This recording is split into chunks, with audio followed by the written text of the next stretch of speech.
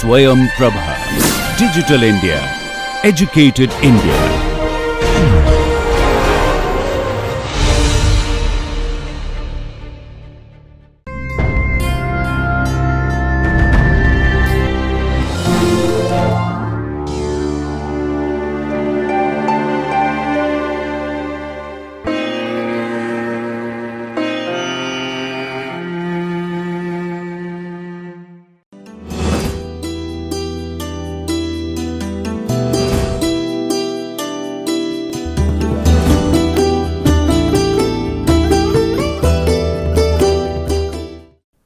Welcome viewers, welcome back to this NPTEL course on education for sustainable development.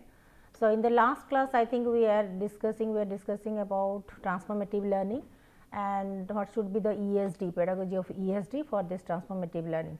So, let us continue with this concept. So, the key methods of ESD, ESD for key methods of ESD that is collaborative real world projects. So, as it is primarily based on experiential learning, so in service learning oriented projects. So, for campaigning for the different sustainability topics. So, collaborative real world projects or experiential learnings focusing on the real world problems, the crisis. So, that would be one key aspect of ESD. Then second is that vision building exercises, exercises like conducting different kinds of workshops, scenario analysis, any kind of storytelling method or utopian storytelling method, science fiction thinking, futuristic thinking or fore and back casting. So, these are the different kinds of visual exercises, vision building exercises, visual exercises, that is to predict the future, to learn from the past and to focus on the present. So, how to correlate, how we can link up with the past, with the present and the future to have a futuristic thought and perspective. So, these kind of exercises can be given as assignments. So, then the third component will be analysis of complex systems, including the community based research projects, action research projects, stakeholder analysis, data analytics, that means who are the major actors and the players in the scenario, their analysis, modeling, simulations, then systems games, so brainstorming. So, these kind of things can also be conducted from time to time for analyzing the complex systems, complex problems from a broad perspective, holistic perspective. So, these kind of exercises can also be given as an assignment, project, etc. Then yes, of course, critical and the reflective thinking, as I have been saying again and again, that critical thinking, reflective thinking are the key cognitive tools, you can say cognitive tools for enhancing our thought process, for enhancing our analytical skills, our sustainability competences, our vision of the world. So, that also includes the fishbowl discussions or the reflective journals, either from the journal topics, research topics, or randomly we can discuss about any critical event from the current scenario, that can also be done. So, with the debates, with the discussions, with the dialogues, with the thread discussions, brainstorming sessions, that is to promote the critical and reflective thinking. So, we should not be complacent about what is going on, the status quo, or we should not be overwhelmed with yes, whatever we are having the resources, we are happy with, we should not be complacent in that way, but rather we should critically evaluate everything and reflect on our own thought process, our behaviors, our habits, our resources, and what could be the possible impact on the society, on the environment for the futures, on our economy, everything. So, that is critical thinking and reflective thinking is not to judge others, not to develop the judgmental thinking or criticizing the different policies, etc. That is not the true actually moral of critical and reflective thinking, but etc. But it always stimulates our thought process towards more understanding, better understanding, more metacognitive knowledge, and to have a proactive visualizations, vision for visionary ideas and thoughts for the future planning, future cities, future education system, future infrastructure, future energy sector, future water resources, all kinds of things. That is the future planning, for the future planning. So, reflective thinking and critical thinking are you can say the base of fundamental base of transformative learning as well as of the ESD. So, here education plays a synergistic role in achieving the aspirations embedded within the 2030 and the SDGs. So, education, definitely education, sustainable education and ESD especially plays a very vital role in synergizing all the aspects that are embedded in 2030 agenda, within the 2030 agenda as well as across the SDGs, across the 17 SDGs. So, thus we can say that ESD will require the individual to acquire the key competencies, sustainability competencies to align with the to the notion building of transformative learning. So, what are the key components, how to deal with the situation, how to develop this develop the different resolution strategies, hypotheses for the transformative learning, then again how to execute it, plan it. So, in addition to other generic and context specific competencies, so the key competencies on ESD, sustainability competencies should be developed to align with the notion of transformative learning and to develop the mastery and competency to deal with the emerging social problems, economical problem, environmental problem, and to deal with it in a very strategic way. So, education here is a catalyst, is a change agent, and especially ESD is the tool within the framework of education to not only to embed all the objectives and targets of SDGs across 17 SDGs, but as well as the 2030 targets of exclusive that means that is exclusive focus on quality education and SDG 4. So, for that matter we need to develop key competencies, sustainability competencies besides other context specific and the generic competencies. So, here you can say it is the competencies proposed by the assessment of ESD including SDG 4.7 that is being introduced by Wick et al. So, these are some of the key competencies that he and his associates have identified. Like you can see, as we can see, intrapersonal competency, interpersonal competency, these are the examples given here, you can go through it. But intrapersonal is that within the individual, how better we can understand ourselves, our inner self, our inner. So, like the metacognition gives us the ability, capacity to understand our own thought process, cognitive process. Similarly, intrapersonal is the how much we have established the rapport with our inner self, our individual self, in the sense that we know our likings, dislikings, strengths, weaknesses, abilities, capabilities, efforts, values, everything we know about, we know about everything of our individual self, that is intrapersonal.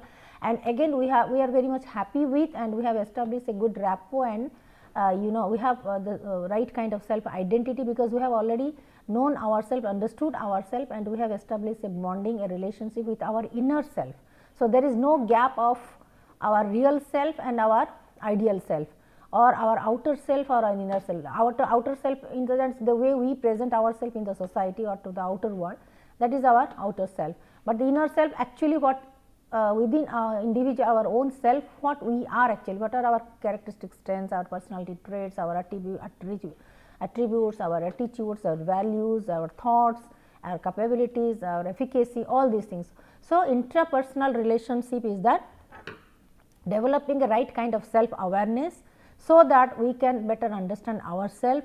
We can it can help us in stress management and in interpreting the different kinds of situations, that is in meaning making, connections with the self, capacity for the inner peace, then mental well-being, self-reflection. So, definitely intrapersonal competency definitely helps us not only in understanding our own self, but it enhances our self-efficacy, our adaptability, our ability to deal with the stress, and meaning making for any kind of goals and objectives and activities. We can connect ourselves with not only our individual self, inner self, but also we have the capacity to establish a good healthy relationship with others. So, mental well-being, inner peace, these are the outcomes of this intrapersonal, because intrapersonal competency helps us in not only in self reflection and critical evaluation of our own own ideas and thoughts more objectively, but it also enhances our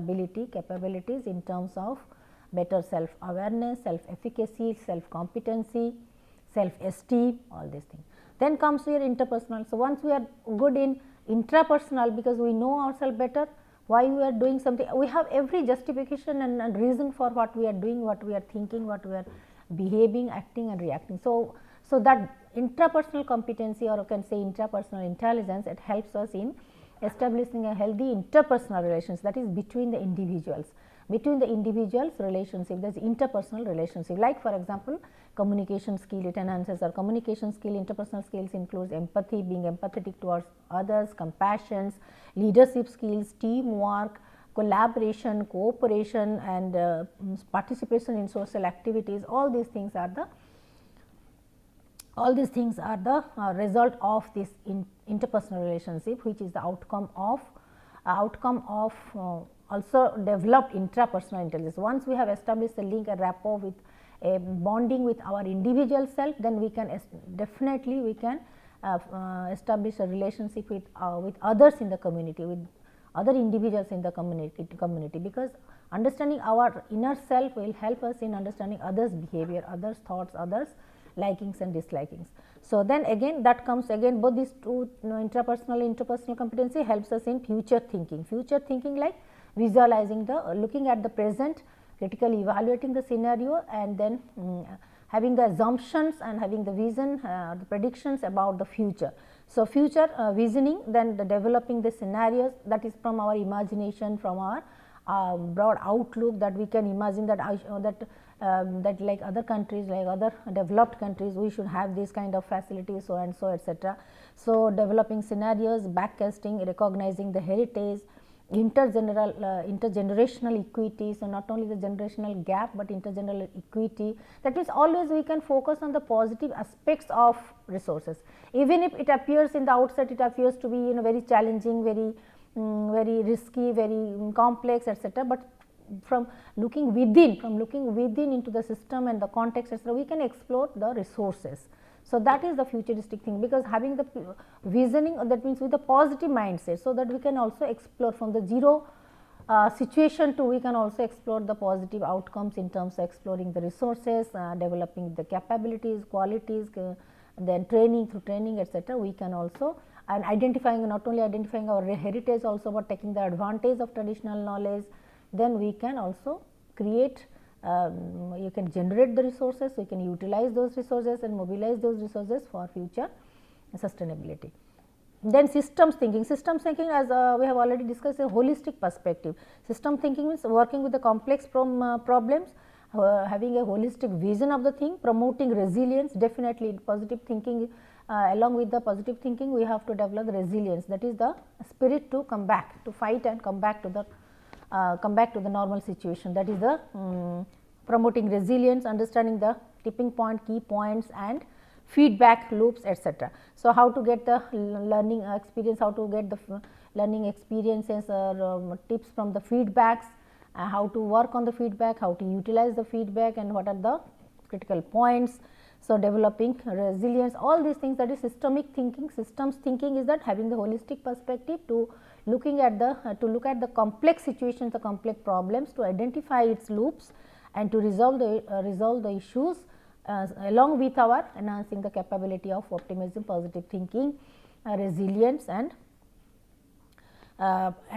positive attitude. So, then disciplinary and interdisciplinary is definitely sustainability is such a concept, sustainable development is such a concept, ESD is such a tool to establish all kinds of discipline within the disciplinary and interdisciplinary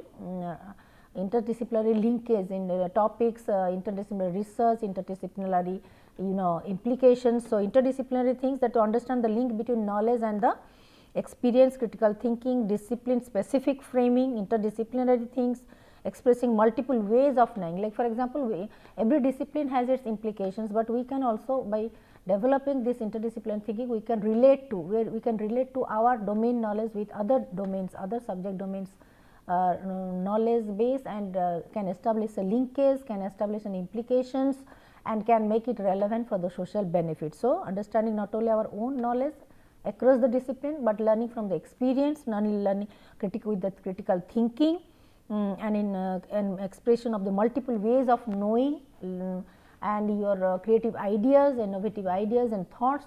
So, that can also be, that interdisciplinary and disciplinary competencies can also be developed.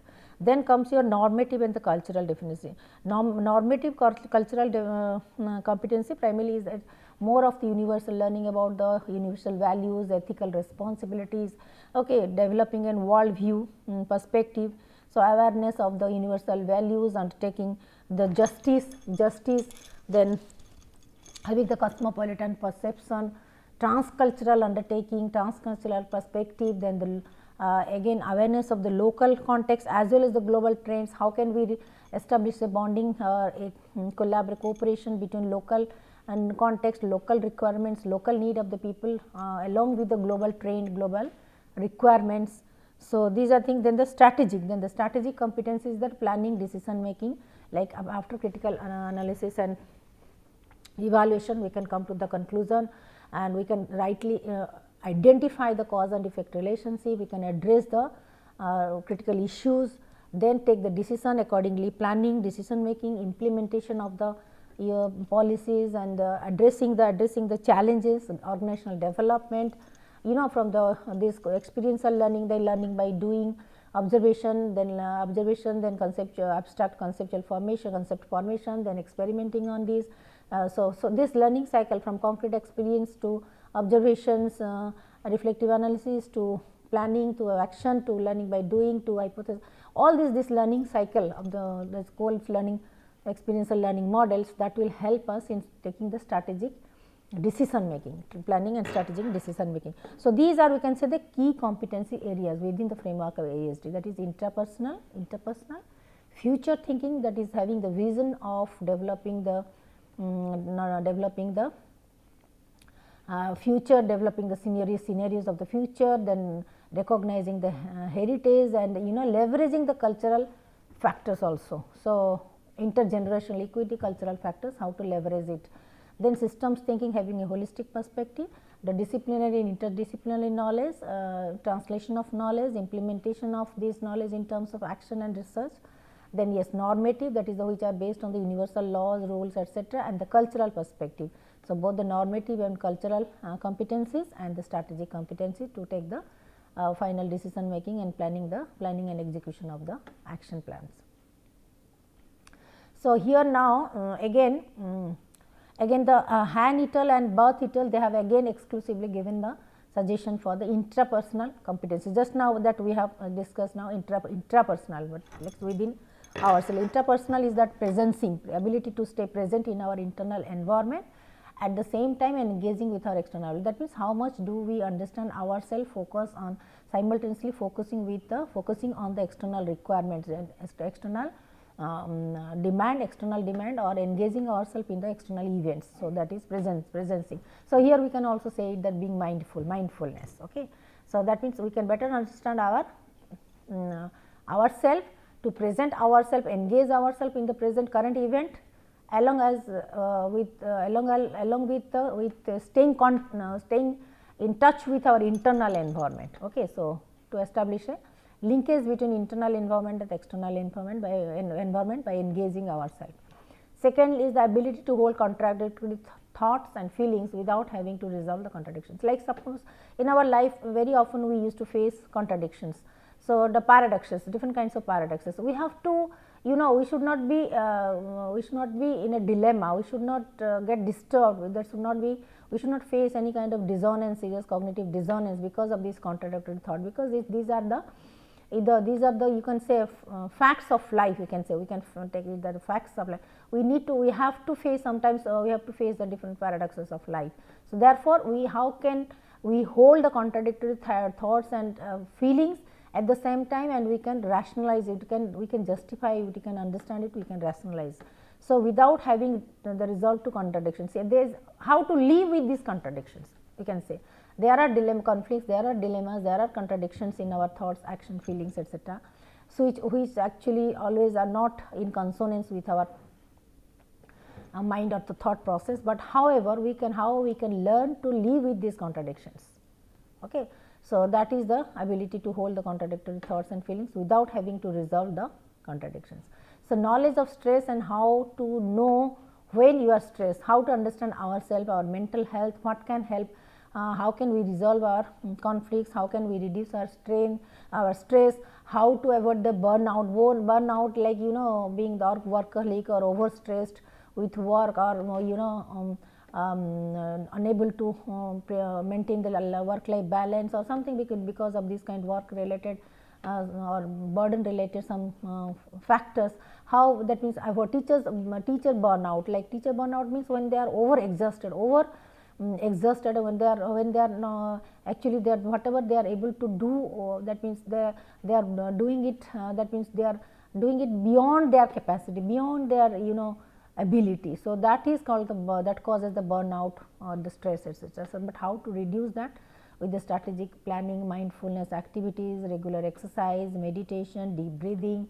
So, that kind of thing, knowledge of stress management. So, these are things. Ability to cultivate awareness, the skills to be present and to be aware of the state of being beyond your rational mind. Yes, like even that means thought is there, mind is there, rational mind is there, but how at the affective domain, at the feeling, at the emotional domain, how can we be at peace in the sense that we are very much aware of our present state of mind, we can take control of our emotions, our thoughts and feelings. So, that is to cultivate that kind of awareness, the skills to be present. Nowadays, that means through the practice of mindfulness, how to be present, how to be mindful, how to be focused in our present, and which then in the rational mind we often we seek to get the logics and thoughts, but how to practice these things. Being mindful means we are focusing on the present, being cool and calm and quiet, and try to resolve out the present current issue. So, that is the how to cultivate that kind of awareness. Then again to knowledge, ability to find the inner state of peace and compassion, to develop all these positive characteristic strengths like optimism, resilience, compassion, empathy, gratitude, then resilience, then helping others, then thinking for the society, that is developing a service orientations, all and the peaceful making peace, that means peaceful learning, peaceful mindset, broad mindset and peaceful thought process. So, that means peace loving person, that is to settle down all kinds of the conflicts, so not going for any kind of controversy or all kinds of any kind of scandal. So, being argumentative, being argument and the being a part of any kind of discussion, that is okay, but purposeful you can say blaming and accusation to create the chaos and conflict, that is not the judicious process. So, how to develop this kind of ability to draw the consensus, to maintain the inner peace, and how to draw the how to draw a peaceful conclusion or take the peaceful decision after having the dialogue or discussion with the democratic discussion with other peers, colleagues and the friends. So, the ability to make meaning out of experience. Yes, whatever experience we are facing, we are accumulating, we are gathering in our lifetime, like for example, from this pandemic itself. So, 2020 and 2021 has given us a lot of experiences and exposure to different kind of experiences. But again, in general, when we view it in general, when we reflect on this experience, we can draw some plus points, some negative points as well.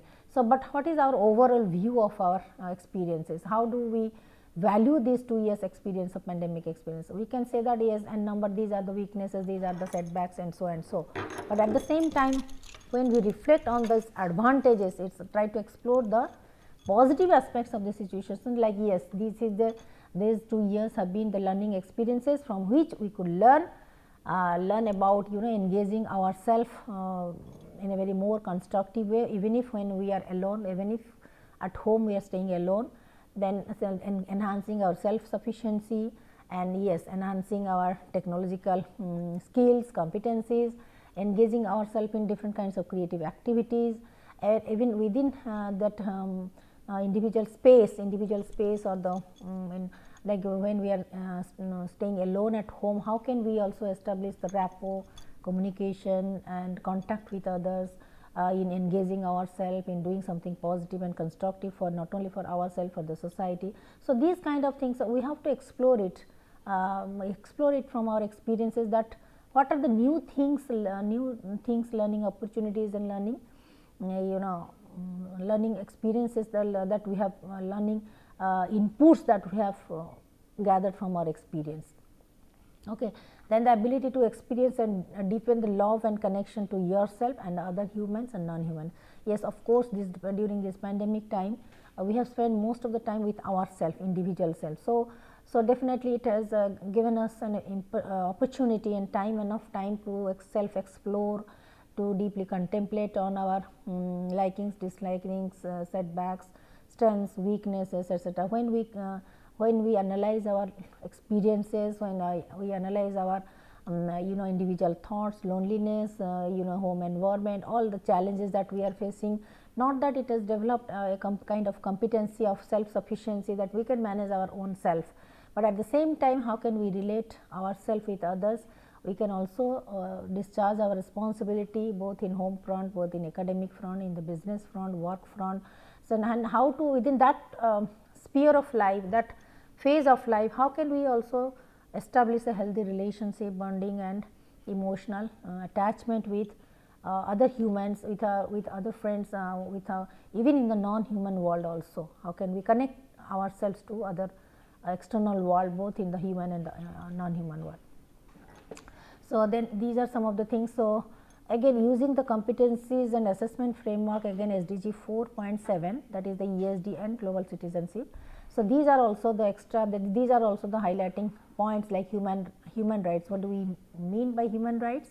How to ensure the human rights, equal human rights among our citizens, gender equality in terms of education, access to education, access and opportunities for higher education, the employment sources, work, pay package, all kinds of things, all kinds of access, privileges and incentives and opportunities. So, that is the gender equality, that we have to develop these aspects also in terms of education, information and dissemination.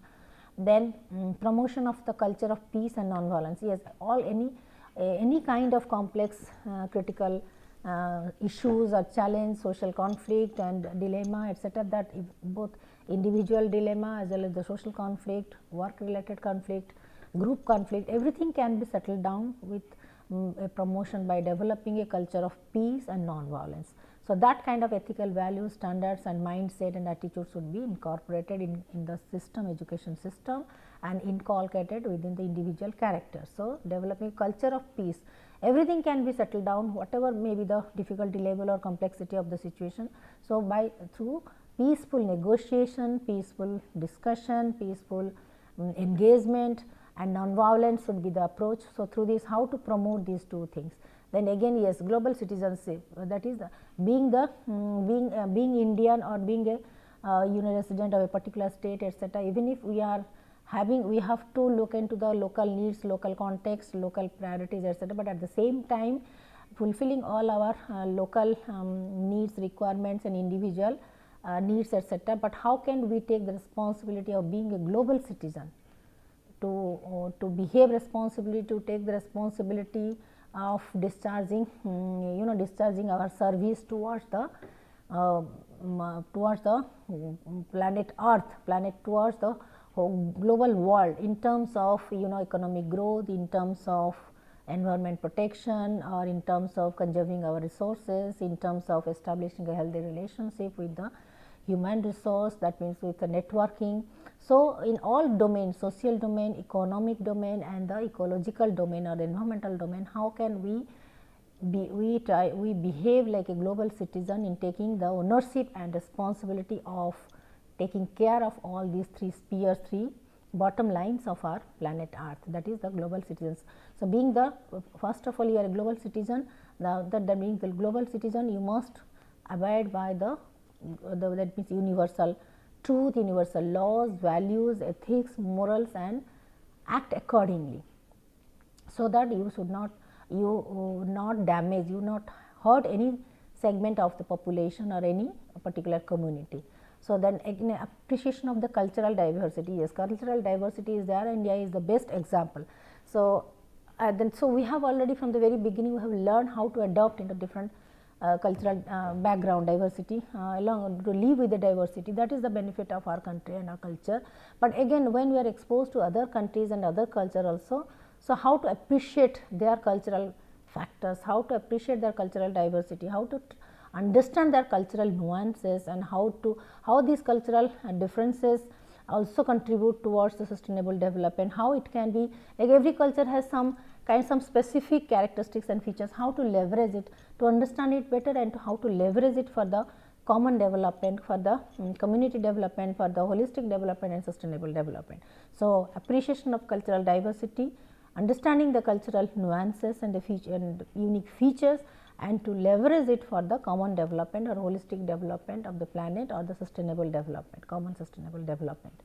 So, again activating competencies through multiple intelligences. Okay. So, multiple intelligence, that is how to develop multiple intelligence proposed by Howard Gardner. So, there are different theories of intelligence, and Howard Gardner as a psychologist, as a theorist, he has proposed that the individuals, human beings are having the multiple intelligences. Initially, he has said that 7 intelligences are there, and later on other 2 more types of intelligence have been added. So, that we will discuss in the next class. Okay. Multiple intelligence as proposed by Howard Gardner, and how it is going to help us in enhancing a human capacity building, and in our social interaction, in communication, and how it helps us in to establish that kind of sustainable living, sustainable lifestyle, etc. That we will discuss in the next class. So, thank you.